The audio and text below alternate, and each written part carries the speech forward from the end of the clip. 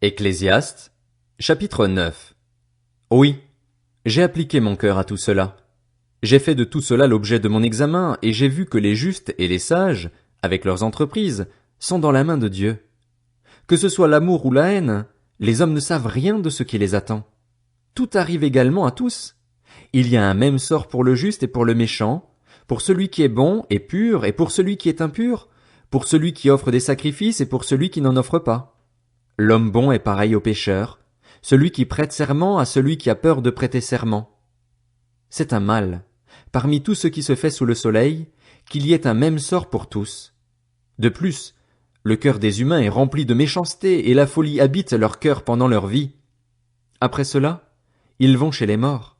Oui, pour tous ceux qui sont associés aux vivants, il y a de l'espérance. Même un chien vivant vaut mieux qu'un lion mort.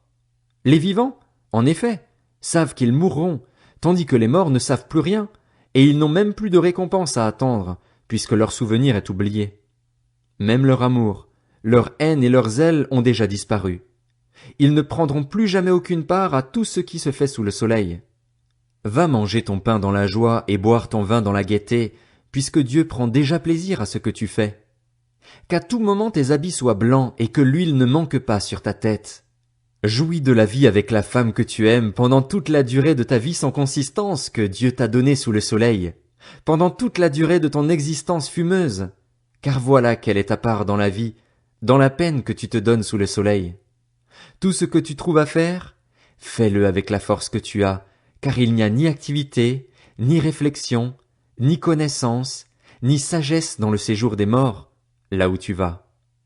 J'ai encore vu, sous le soleil, que la course n'est pas réservée aux plus rapides, ni la guerre aux hommes vaillants, ni même le pain aux sages, la richesse aux intelligents ou la faveur à ceux qui ont de la connaissance. En effet, ils dépendent tous des circonstances, favorables ou non. L'homme ne connaît pas non plus son heure. Il est pareil aux poissons capturés dans le filet fatal, aux oiseaux pris au piège. Comme eux, les humains sont surpris lorsque le malheur arrive, lorsqu'il tombe sur eux tout à coup. J'ai aussi vu, sous le soleil, cet exemple de sagesse, et il m'a paru important. Il y avait une petite ville avec peu d'habitants. Un roi puissant a marché contre elle, l'a encerclée et a fait de grands travaux de siège contre elle. Mais il a été confronté à un homme pauvre et sage qui a sauvé la ville par sa sagesse. Pourtant, personne ne s'est souvenu de cet homme pauvre. Alors j'ai dit, la sagesse vaut mieux que la force. Cependant, la sagesse du pauvre est méprisée et ses paroles ne sont pas écoutées. Les paroles des sages tranquillement écoutées valent mieux que les cris de celui qui domine parmi les hommes stupides. La sagesse vaut mieux que les instruments de guerre, mais un seul pécheur suffit pour détruire beaucoup de biens.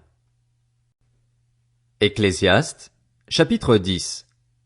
Les mouches mortes infectent et font fermenter l'huile du parfumeur. De même, un peu de folie l'emporte sur la sagesse et sur la gloire. Le cœur du sage le conduit du bon côté, et le cœur de l'homme stupide du mauvais côté. Quand le fou marche sur un chemin, comme il manque de bon sens, il révèle à tous qu'il est un fou. Si un dirigeant s'attaque à toi, ne quitte pas ta position, car le calme évite de grands péchés.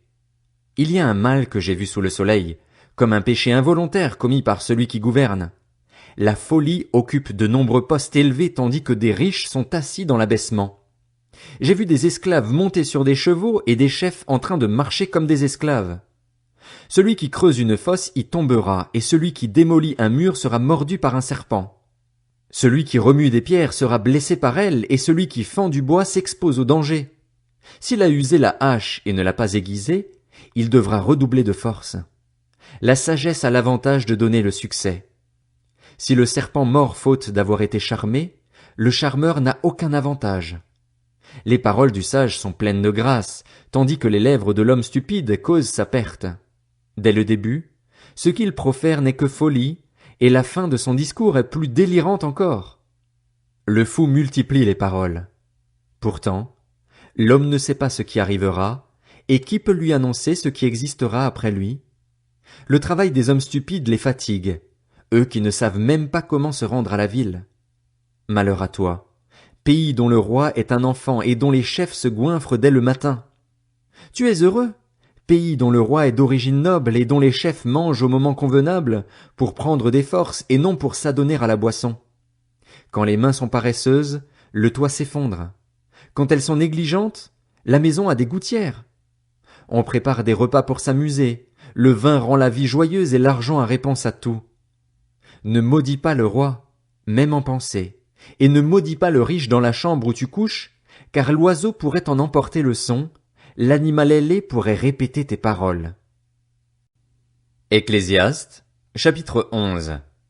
Jette ton pain à la surface de l'eau, car avec le temps tu le retrouveras.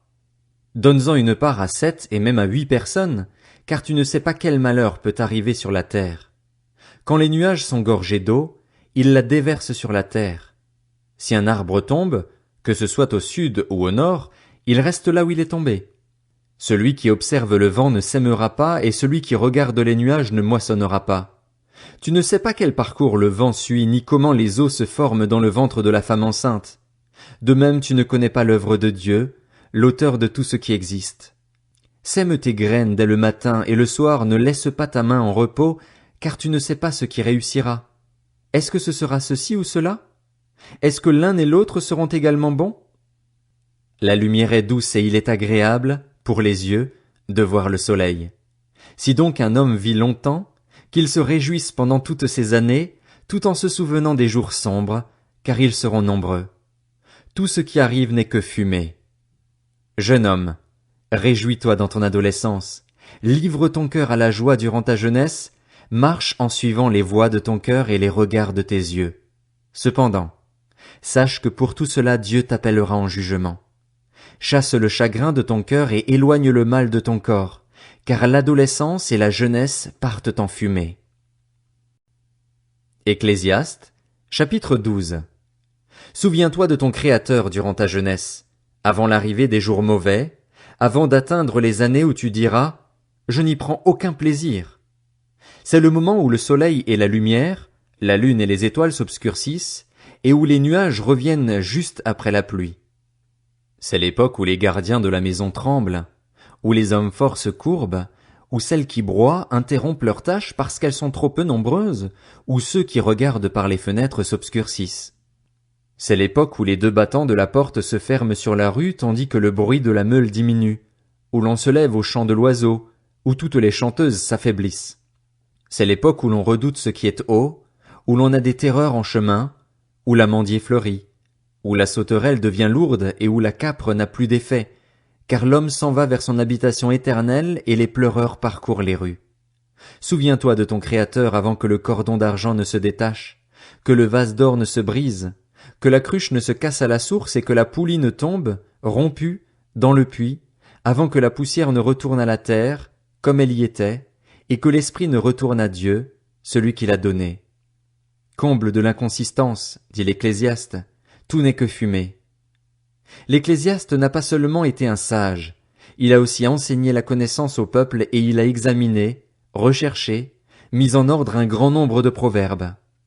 L'Ecclésiaste s'est efforcé de trouver des paroles agréables, des écrits pleins de droiture et des paroles vraies.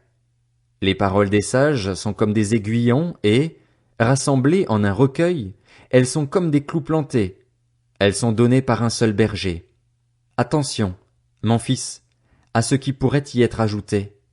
On n'en finirait pas, si l'on voulait faire un grand nombre de livres, et beaucoup d'études fatiguent le corps. Écoutons la conclusion de tout ce discours. Crains Dieu et respecte ses commandements, car c'est ce que doit faire tout homme. En effet, Dieu amènera toute œuvre en jugement, et ce jugement portera sur tout ce qui est caché, que ce soit bon ou mauvais.